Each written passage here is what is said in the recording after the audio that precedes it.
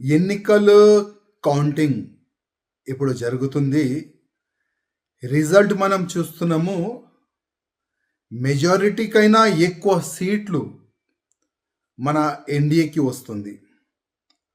చాలా బ్రహ్మాండమైన విజయం సాధించినారు బీహార్లో. ఒక సైటు బీహార్ గెలుపు, ఇంకో సైడు జూబ్లీ హిల్స్లో మన బీజేపీకి వచ్చిన ఓట్లు. మొత్తం తెలంగాణలో ఇవాళ సోషల్ మీడియాలో ఏ విధంగా చర్చ నడుస్తుంది అది నేను చెప్పే అవసరము లేదు. గతంలో హుజురాబాద్లో బై ఎలక్షన్ వచ్చింది. ఈటెల రాజేందర్ గారికి ఎట్లయినా ఓడిపియాలని కేసీఆర్ గారు చాలా కుట్రలు అక్కడ చేసినారు. కుట్రలు అంటే ఏ విధంగా కుట్రలు అంటే బూత్ క్యాప్చరింగ్ కానీ, ఆ బూత్లో ఉన్న హౌజెస్లో ఎంతమంది ఉన్నారు, ఎంతమంది ఓట్లు ఉన్నారు వాళ్ళకి కొననికి కానీ, ఆపోజిషన్ నేతలకు డ్రాప్ చేయడానికి కొననికి కానీ, పోలీస్ ఫోర్స్ పెట్టుకొని ఎదురుగా పార్టీ వాళ్ళకి భయపట్టడానికి కానీ, ఎదురుగా ఉన్న పార్టీ కార్యకర్తలకి లాఠీ చార్జ్ కానీ, కేసులు పెట్టేది కానీ, అది హుజురాబాద్లో బీఆర్ఎస్ వాళ్ళు చేసినా మనం చూసినాము. సేమ్ ప్యాటర్ను మన జూబ్లీ హిల్స్లో కూడా రేవంత్ రెడ్డి గారు చేసినారు. అది నాకు చెప్పే అవసరం లేదు. కాపీ టు పేస్ట్ మన జూబ్లీ హిల్స్లో జరిగింది. ఇవాళ నవీన్ యాదవ్ గారు కాంగ్రెస్ నుంచి గెలిచినారు. నా నుంచి నవీన్ యాదవ్ గారికి శుభాకాంక్షలు, ఎమ్మెల్యే అయినందుకు.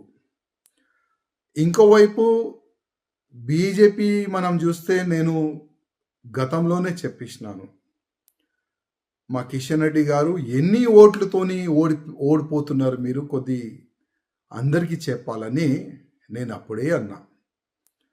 ఎందుకంటే ఇవాళ నేను పార్టీ నుంచి బయటికి ఎందుకు వచ్చినాను, ఎవరు వస్తారు చెప్పండి.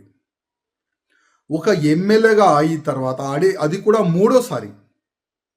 మూడోసారి ఎమ్మెల్యే అయిన తర్వాత కూడా పార్టీ ఇడిచి బయటికి వెళ్ళాలంటే ఎంత పెద్ద గుండె ఉండాలి చెప్పండి.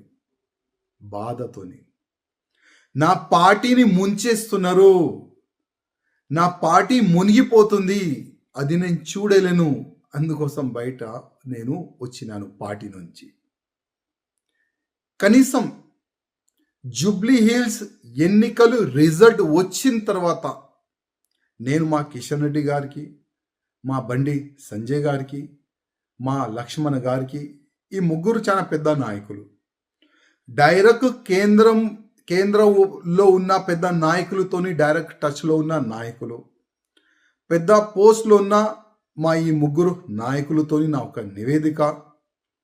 జూబ్లీ హిల్స్ రిజల్ట్ నెక్స్ట్ ఏదైనా ఎన్నికలు అయితే అట్లాంటి రిజల్ట్ బీజేపీకు రాకూడదంటే ఒక్కసారి గుండె పైన చేయి పెట్టుకొని చూడండి ఎక్కడెక్కడ తప్పులు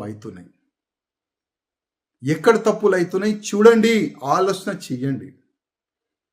ఈ ఎలక్షన్ అయిపోతుంది, మీరు ఒక మీటింగ్ పెట్టుకుంటారు, ఎక్కడెక్కడ తప్పులు జరుగుతున్నాయి జస్ట్ మీటింగ్ చేసుకుంటారు, చాయ్ కాఫీ తాగుతారు, నాష్టా చేసుకుంటారు, బిర్యానీ తినిపోతారు, మళ్ళా దానికి మర్చిపోతారు. మళ్ళీ ఏ నాయకులు ఆయన పనిలో ఆయన బిజీ అయిపోతారు, ఏ కేంద్ర మంత్రి ఉన్నా ఆయన పనిలో ఆయన బిజీ అయిపోతారు. మళ్ళీ నెక్స్ట్ లోకల్ బాడీ ఎలక్షన్ ఉన్నది, దాని తర్వాత మున్సిపల్ కార్పొరేషన్ ఎన్నికలు ఉన్నది, దాని తర్వాత అంటే మొత్తం అసెంబ్లీ ఎన్నికలు కూడా వస్తుంది. ఈ 2 ఎలక్షన్లో బీజేపీ రిజల్ట్ ఒకవేళ జూబ్లీ హిల్స్ లాగా ఉంటే మళ్ళా బీజేపీ కార్యకర్తలు ఎక్కడ పోవాలి, బీజేపీలో ఉన్న సీనియర్ నాయకులు ఎక్కడ వెళ్ళాలి? ఒకవేళ ఈ విధంగానే రిజల్ట్ ఉంటే దానికి ఎవరు బాధితుడు? ఎవరు? నేను అడుగుతున్న ఎవరు? చాలా మంది గతంలో కూడా నేను మంచి చెప్తే కూడా కొంతమంది కామెంట్ చేసినాను, ఎవరు ఇప్పుడు బీజేపీలో లేవు కదా, నువ్వు ఎవరు, దేని గురించి కామెంట్ చేస్తున్నావు అని కొంతమంది క్వశ్చన్ చేసినారు నా పైన. అయ్యా, నేను ఇవాళ మాట్లాడుతున్నా నా పార్టీ గురించి. ఓకే, బీజేపీ నుంచి బయట ఉన్నా, కానీ ఇప్పుడు కూడా నేను నా పార్టీ అంటా. నాకు మీరు తీసుకోవద్దు బీజేపీలో. నాకు రానికి ఇప్పుడు ఇష్టం కూడా లేదు. ఎందుకంటే నా పార్టీని మొత్తం సర్వనాశనం చెయ్యనికి మొత్తం ప్లాన్ చేసుకున్నారు మా పెద్దలు.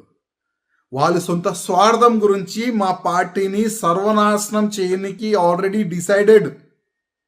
నేను ఎట్లా రావాలి చెప్పండి పార్టీలో?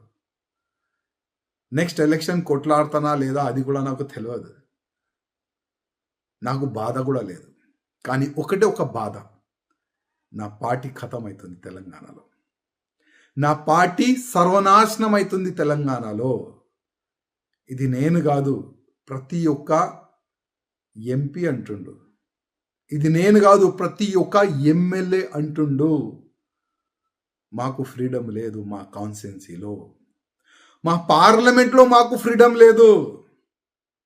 మా పార్లమెంట్లో ప్రతి ఒక్క పోస్ట్ వీలే డిసైడ్ చేస్తున్నారు. మా నియోజకవర్గంలో ప్రతి ఒక్క పోస్ట్ వీలే డిసైడ్ చేస్తున్నారు. ఇట్లాంటి ప్రతి ఒక్క ఎమ్మెల్యే, ప్రతి ఒక్క ఎంపీ బాధపడుతున్నారు.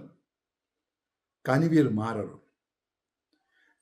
మారరు. మా పెద్ద మనుషులు మారరు. మా పెద్ద మనుషులు ఏంటంటే, మేము ఇట్లనే నిలబడతాం, వంగం. ఎవరి ముందు కూడా మేము వంగం.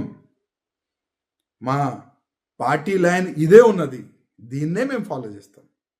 ఆ విధంగా మా పెద్దలు డిసైడ్ అయిపోయినారు. కనీసం ఆ కాంగ్రెస్ వాళ్ళని చూసి నేర్చుకోండి. అది కాంగ్రెస్ సీట్ కాదు, అది బీఆర్ఎస్ సీట్, తెలుసు కదా. మాగంటి గోపీనాథ్ గారు గెలిచిన సీట్ అది. కానీ కాంగ్రెస్ గెలిచింది. ఎట్లా గెలిచింది? కుట్రలు చేసినారు, బూత్ క్యాప్చరింగ్ చేసినారు, ఇంటింటికి డబ్బులు పంచినారు. గెలుపు టార్గెట్ పెట్టుకున్నారు, వాళ్ళు గెలిచినారు. కానీ మనోళ్ళు గెలిచే టార్గెటే లేదు.